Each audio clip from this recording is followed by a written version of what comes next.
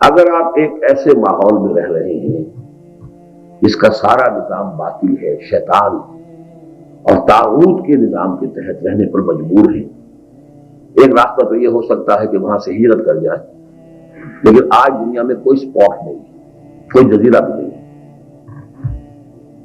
کہاں ہجرت کریں؟ ایک راستہ ہے یہاں رہتے ہوئے۔ اب اس کو اچھی طرح سمجھ لیجیے، یہ بات سمجھنے کی ہے، میں نہیں چاہتا کہ جذباتی انداز میں کروں، لیکن میں ہوں، آپ ہیں، میرے پاس کیا ہے؟ کچھ مہلت عمر ہے جو ابھی پتہ نہیں کہ کتنے سال ہیں، کتنے دن ہیں، کتنے مہینے ہیں۔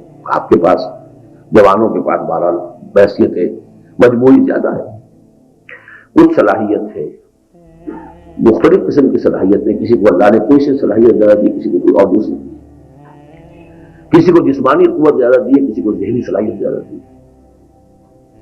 یہ ہمارا کل جو ہے یہ سمجھیے۔ یا تیسری چیز یہ ہے جو زیادہ خوش قسمت ہے، وہ اس معاشرے کے اندر بھی ان کو کوئی اللہ تعالیٰ نے کوئی جائیداد دے دی ہے، کوئی ایسے مسائل جو ان کی ضرورت سے کچھ قدرے زائد ہوتے ہیں، بس اس کے خلاف کیا ہے؟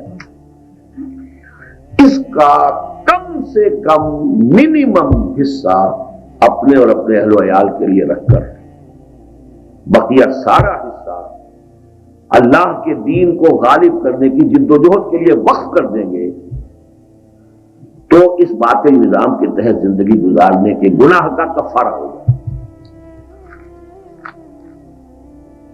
بات میری سمجھ میں آئی ہے نہیں؟ کفارہ کسے کہتے ہیں؟ گناہ ہو گیا، روزہ توڑ بیٹھے آپ، نہیں جذبات پہ قابو رہا، اس کا کفارہ ہے نا۔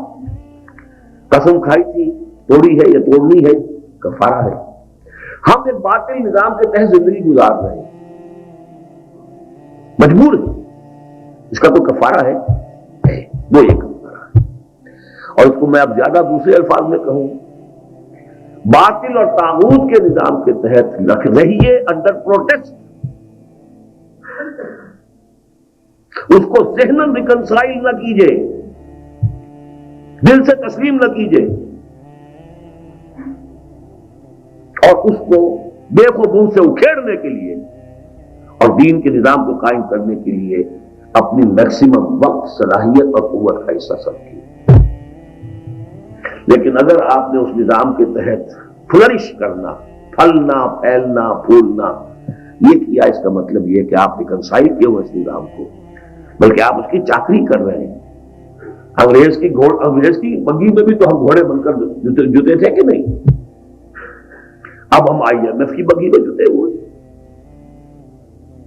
ہم نے اس نظام کو سپورٹ کیا، ریکنسائل کیا، یہاں جو نظام ہے اسے ریکنسائل کیا۔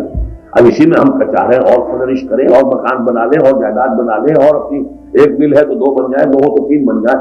Whosoever is striving to flourish under this system of باطل،